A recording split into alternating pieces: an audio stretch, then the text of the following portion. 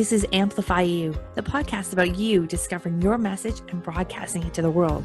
If you're a coach, author, or speaker, you'll want to tune in. If you're looking for the best return on your time investment to get your message out to the world in a bigger way, we're giving you full access and behind the scenes look of how we're running our podcast, how our clients have found success, and what you can do to launch your podcast today. The world needs your message. I'm Michelle Abraham, the host. Join my family as we unleash your unique genius and find the connections you need to launch your adventure today. Join us and let's get amplified.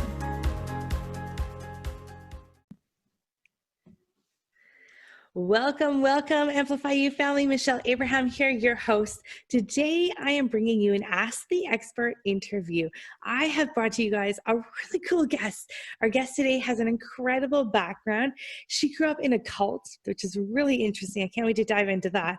And her journey into healing she became a dominatrix. Yes, I did say that correctly. These days, she has changed gears to help leaders show up with true authenticity and confidence. No apologies, no excuses, living your bold, sexy, fun-filled life. So welcome, Dana Pharant, to our show. Thanks for being here today with us. Oh, thank you so much, Michelle. It's a pleasure.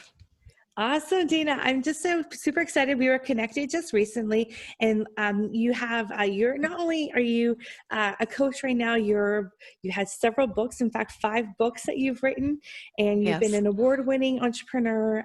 You have so many great things. You have 25 years of experience helping people. I love what you say. Keep their heads out of their asses so they can scale with ease. I really love that part when I read that about you. I think that was super cool. You help people build 7-figure businesses without sales calls, which I think that's really cool. And you do that using your former experience as a dominatrix. And I want to dive into that today for our podcasters and see what can we learn from you about that will help us with our shows, with our businesses, with our sales calls. And so let's just begin. How did this story from cult to dominatrix start for you?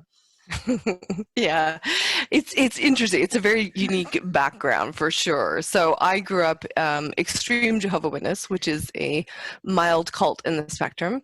Mm-hmm. And in that went through, of course, a variety of different types of abuses. And so when I left at 18, I was set out on a course not only to, make my way in the world, but also to heal from all of that. And I went through a lot of different therapies, but found the most profound healing in the most unusual place. And that's the dungeon. So I had a session, and we call them scenes because it's not necessarily about sex. And I had an amazing session from somebody who had a very healing spin to the work that he would do within the dungeon. And we were able to recreate the abuse that I went through. But because we're crafting our own scenes, we could create a different outcome. And that changed things for me on a cellular level, changed my body, changed how I was showing up. And that inspired me because I have also healing background, having been in the healthcare world. I wanted to take other people on this journey. I wanted to take them through this profound healing that I had experienced. Of course, along the way, I found that most people didn't really want to go to the dungeon, surprisingly. I don't know what's wrong there. But so my work again morphed into more the coaching world so that I could access the tools and bring some profound healing and inspiration for people. Oh, that's fascinating. It's interesting that how you found healing in an unusual place. So how did you find the dungeon? What was that like? Yeah, that's fate. I find my life is very much of synchronicity and things being brought to me. Mm-hmm. So I was working as a massage therapist. I had a couple clinics and a supply store. And one of my new clients came in and she disclosed to me that she was involved in this kink world. So it's a slang for BDSM. And of course, so that we could openly talk about marks and bruises and, have a honest conversation.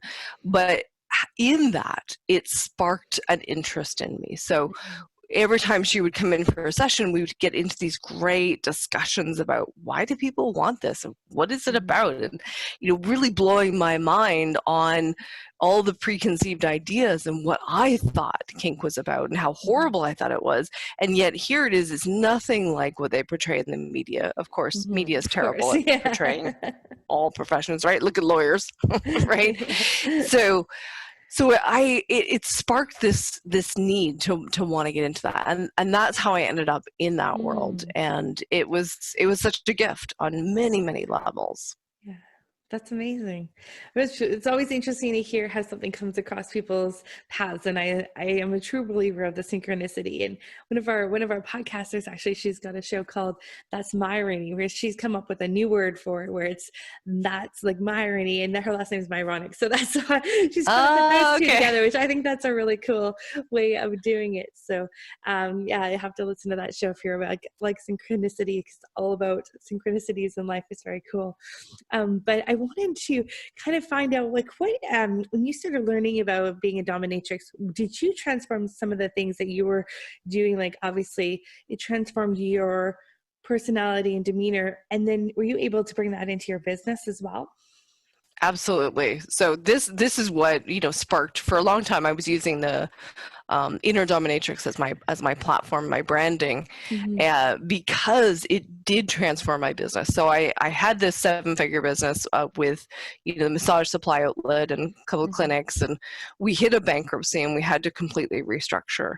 And that process allowed me to see where I had segregated. So I had kind of put all of the dominatrix skills, all of that amazing leadership and the power and standing in firm in who I was. I put that all in one space because that was kind of private and you couldn't tell a lot of people, and so I wasn't using them in my business. So when we went through the restructuring, that's when I started to play with bringing all of me into the business.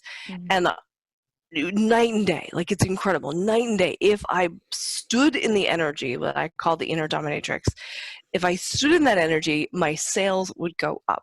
I could upsell people with ease, and it was always something they needed, but I could upsell them with ease. Sales were easy. The numbers would go up. If I let it slide, numbers would go down. It was a light switch on and off.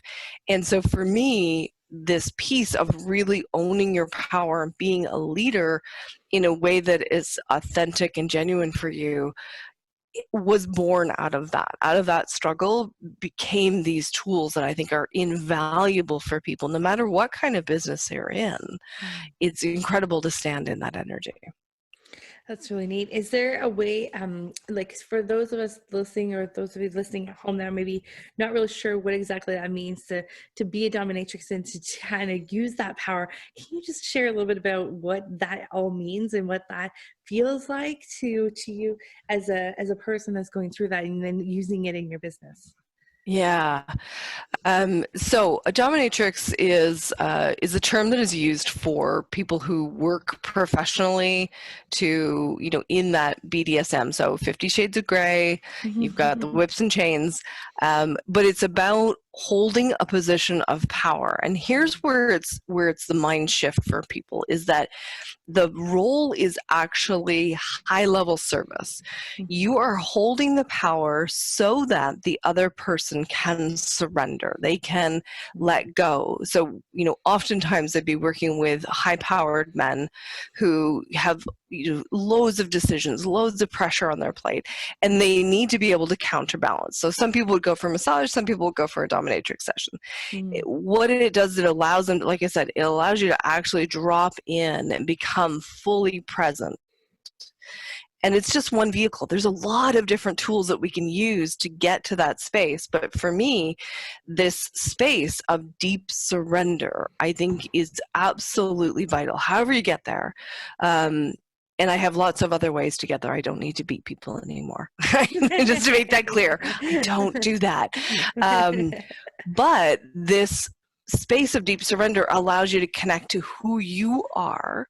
And then what happens is that you show up in a way that I know who I am.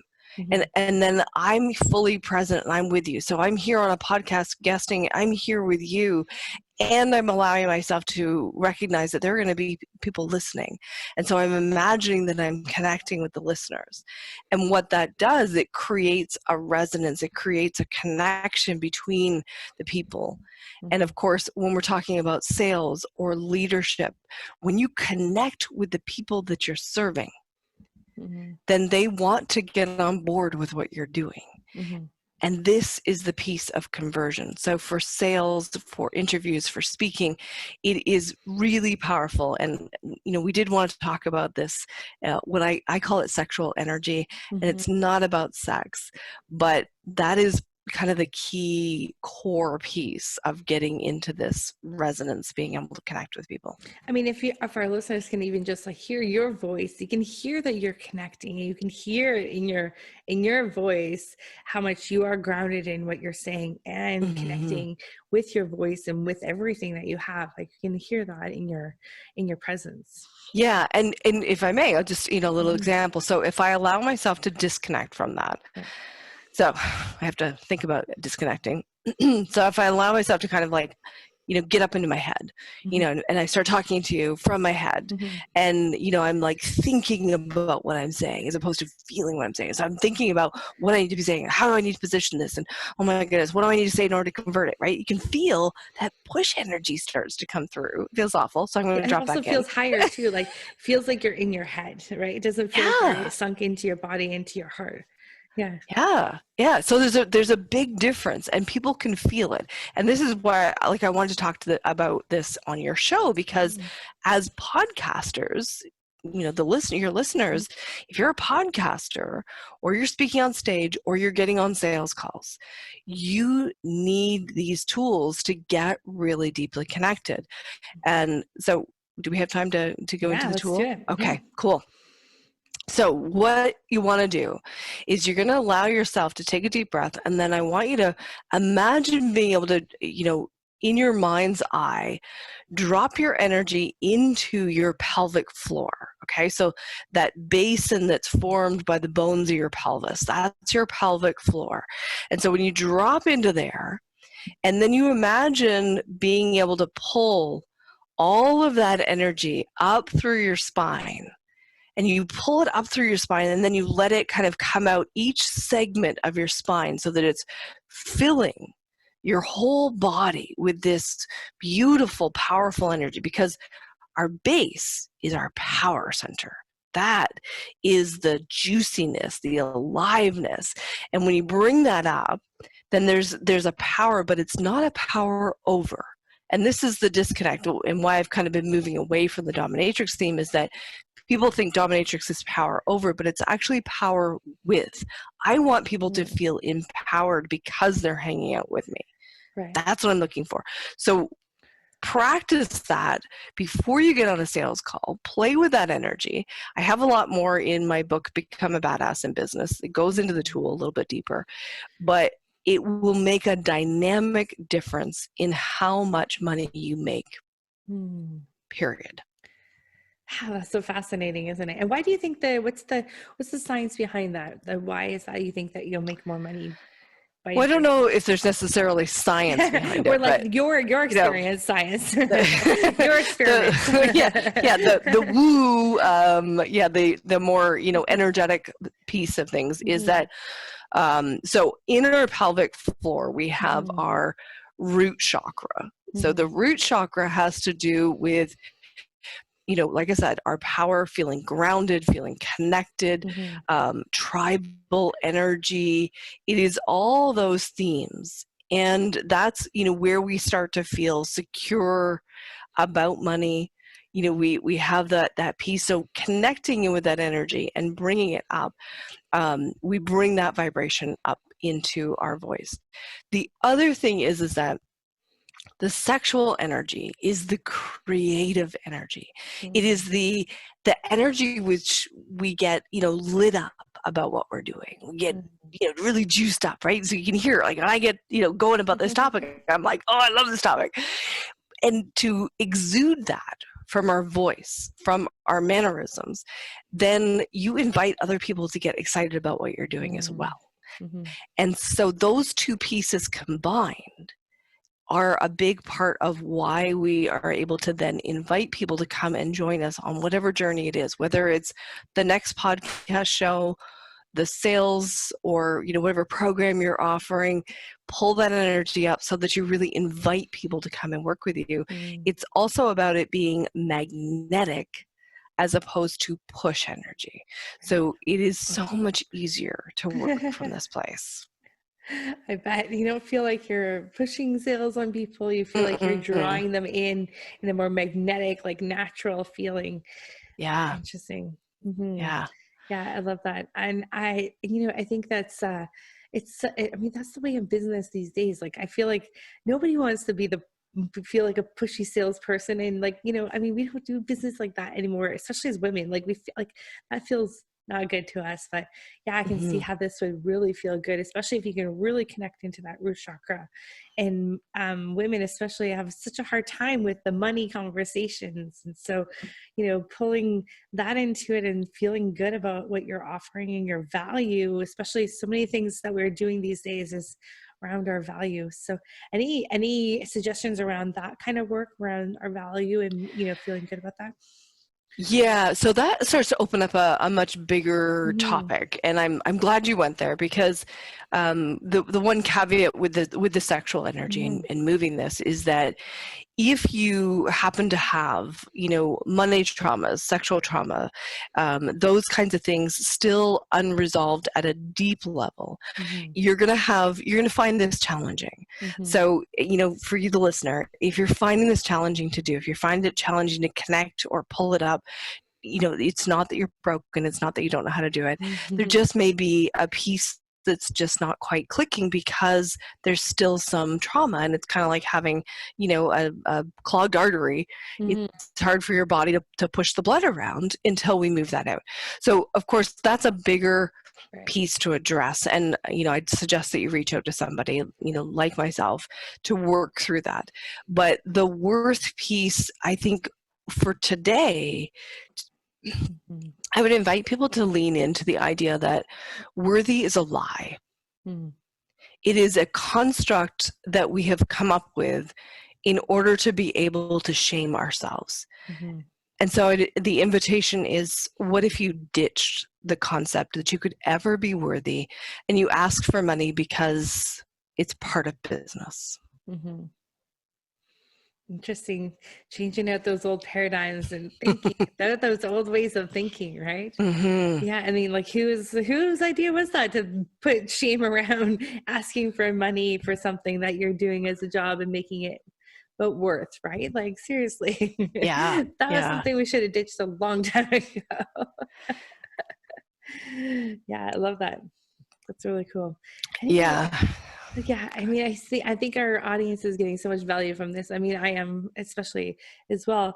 I think that connecting inward before conversation with our clients or before potential clients or before sales calls, I think is so powerful just in itself, that it makes you feel so different, and can really land into your body and land into your heart when you're speaking with someone. Oh my gosh, yeah, I can just imagine the difference in what you can accomplish with, like, in conversations with people when you're enrolling them or even just talking about them, just helping coaching them, right?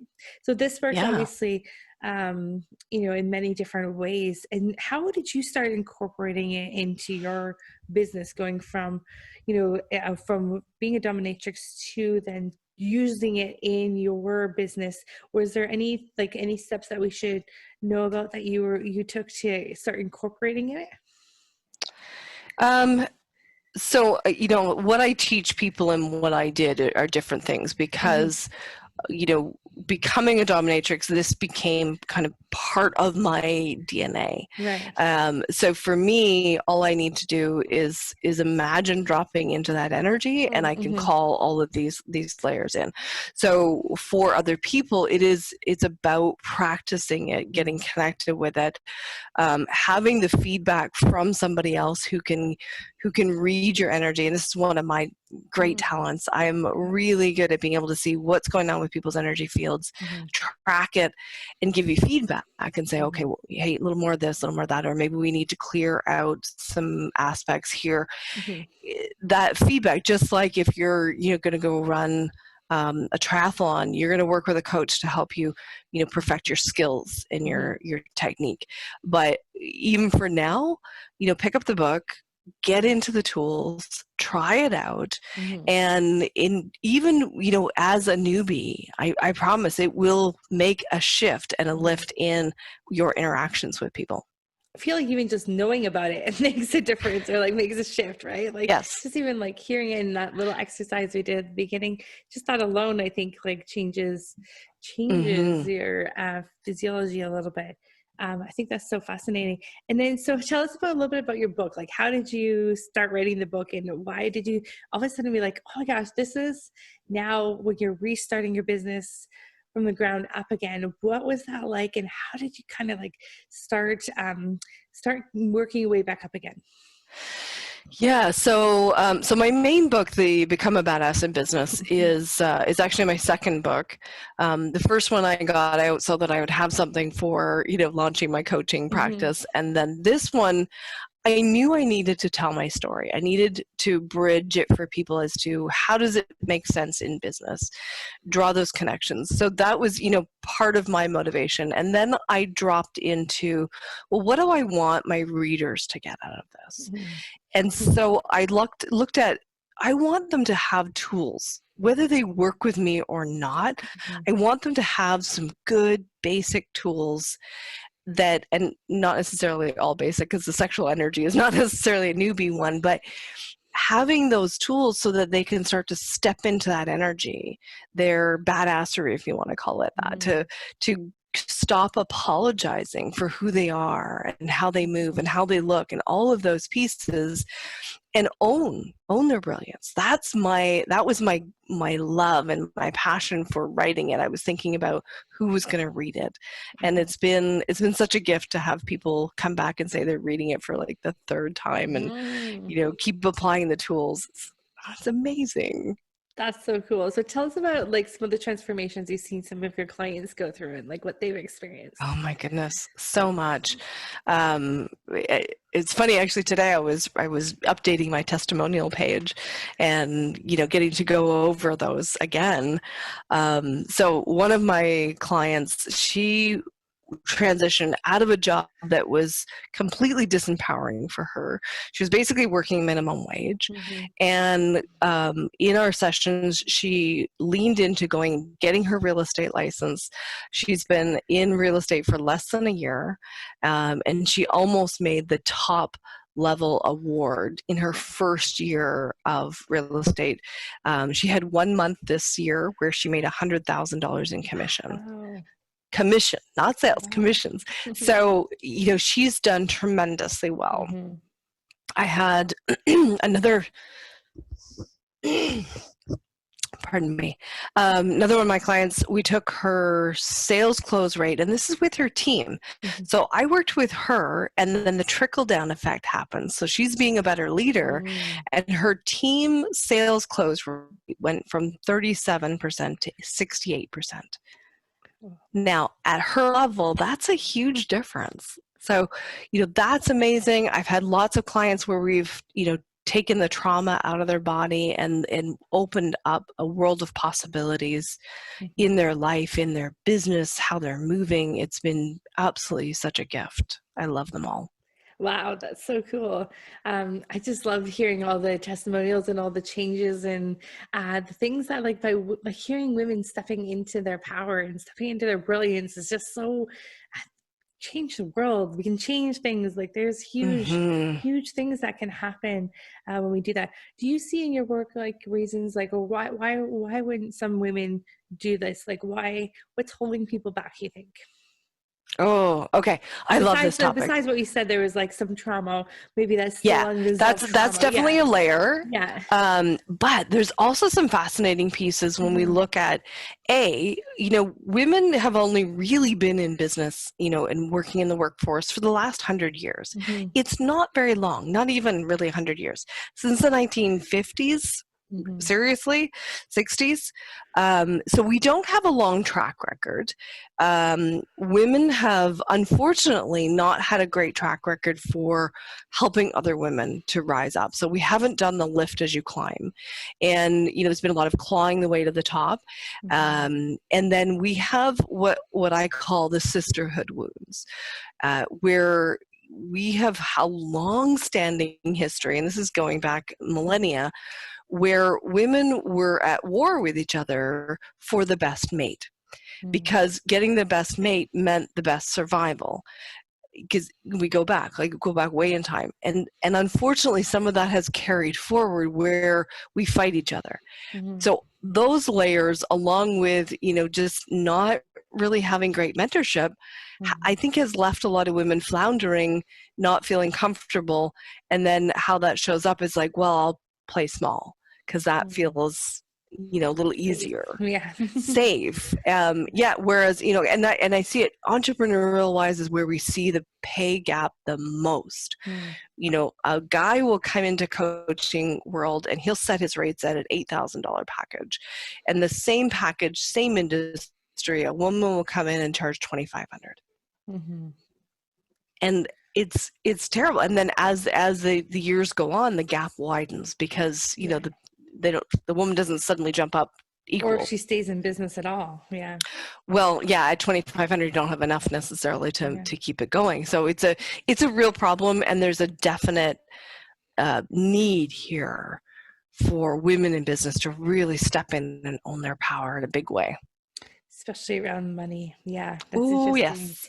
Yeah, it's interesting. As we're talking about this, we're looking at changing rates in my business, and I was just like, had some around that, right? But we're not getting enough no's, so it's time to make that shift. Time to make that shift, right? Love it. Until you see a lot of no's. Until you get people going, oh my God, that's expensive. You're not charging enough. I know, it's not funny how it's always like, it's not expensive, but that must mean it's really good. We do have that. I mean, it's wonky, and yet we're still hardwired to believe that that model of you get what you pay for. Yeah, absolutely. So your recommendations for women who are feeling like they're not there in their power, they're not bringing in as much money as they think they should, connect with you, work through some things, find that brilliance, step into that brilliance, work on that inner badassery in there somewhere, and that will shift the way that they think and the way that they're present in their business, right? Absolutely. Absolutely. Cool. Thank you. Love that. Yeah, I think that's so interesting. And I really love, you're one of the first people that I've heard talking about stepping into that sexual energy as well, which, that's where the root chakra is. And that's about money. I don't know why I don't know why I haven't really, that's never really crossed my thoughts before. And it's interesting. It's interesting. I have a lower back injury from a bulged disc from 8 years ago. And so the root chakra has always been something that's been bugging me around that. And it's okay, I have an injury down there too. So I really want to work on that, because I think that's kind of affected some root chakra and some financial stuff probably along the way as well. And it's all correlated. It really is. And it would be fascinating to dive in there if you would let me get into your brain. I would love to get in there and just explore what's going on for you. For sure. It's weird, bulged disc, and I ended up changing careers and everything because I was in the fitness industry, and so lots of interesting stuff. I think you'd love. To hear some of the stuff that goes around with that. So, yes, let's talk. I like that. That. And so for the rest of you guys out there, make sure you reach out and connect. And also, where can we find out more about your book? Where can we get that? Yes. So the book that I was mentioning, Become a Badass in Business, is available on all the regular book platforms. You can also find it on danapharant.com. And then I have a gift for all of your listeners, everybody listening. So my 5th book is the Badass Intuition.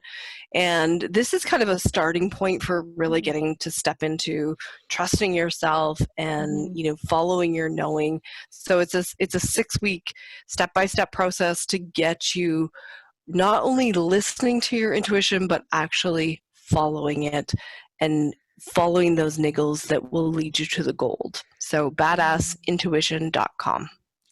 Awesome. I love it. And thank you so much for sharing your wisdom with us today. It's been a pleasure having you. And oh my gosh, my audience, I know, has got a lot and will take it away. And I for sure have as well. So thank you so much, Dana, for being with us today. My pleasure. Thank you. Awesome. Well, okay, Amplify You family, make sure you connect. And oh my gosh, go out there, have an amazing day, connect with your root chakra, see that difference in your life. And we'll talk to you again next week.